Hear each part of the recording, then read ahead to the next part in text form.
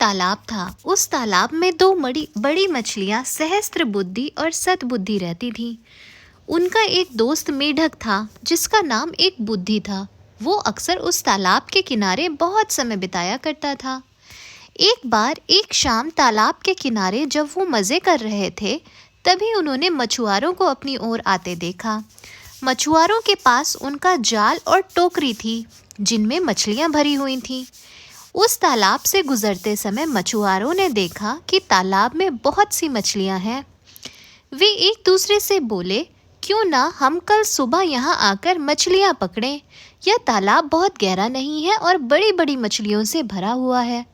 यह सुनकर मेढक उदास हो गया था और बोला, प्यारी मछलियों, अब हमें कुछ योजना बनानी पड़ेगी। कहाँ जाना है, कहाँ छिपना है, वरना ये हमें कल पकड़ लेंगे। मछलियों ने ज़्यादा परवाह न करते हुए कहा, हे मित्र, मछुआरों की इस वार्ता से चिंतित ना हो, वे नहीं आएंगे। फिर भी अगर वो आए तो मुझे इस तालाब में बहुत ही गहरे पानी में स्थित एक सुरक्षित जगह पता है। हम वहाँ छुप सकते हैं। इस पर दूसरी मछली भी बोली, मैं कुछ मछुआरों की वजह से अपने पूर्वजों के घर को नहीं छोड़ूंगी। मैं भी गहरे पानी में सुरक्षित स्थान पर अपने आप को और अपने परिवार को भी बचा लूंगी।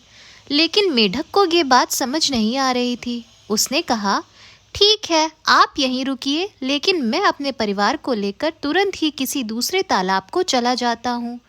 योजना अनुसार अगली सुबह मछुआरे तालाब में आए और जाल डालकर कई मछलियों, मेढक और केकड़ों को पकड़कर ले गए।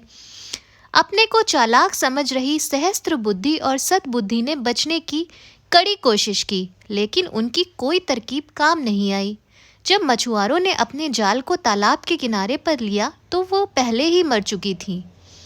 होशियार मेढक एक बुद्धि ने पहले से ही छुप के लिए एक अन्य तालाब ढूंढ लिया। अपने दोस्तों के लिए चिंतित होने के कारण वह सतह पर आया और मछुआरों के अपने दोस्तों को साथ जाते देख वह काफ़ी उदास हो गया। उसने अपनी पत्नी से कहा, वे बहुत प्रतिभाशाली थे लेकिन खतरे को भांप नहीं सके। तो इससे यही सीख मिलती है, खतरे को उसके पहले संकेत पर भांप ले और जिम्मेदारी के साथ अपने आप को बचाने के लिए योजनाबद्ध तरीके से कार्य करें। दोस्तों, अगर आपको मेरी इस कहानी से कुछ भी सीख मिली हो तो कमेंट करके ज़रूर बताना। वीडियो पसंद आई हो तो लाइक कर देना और ऐसी ही कहानियाँ आगे भी सुनते रहने के लिए मेरे चैनल को सब्सक्राइब करना मत भूलना। Thank you for watching.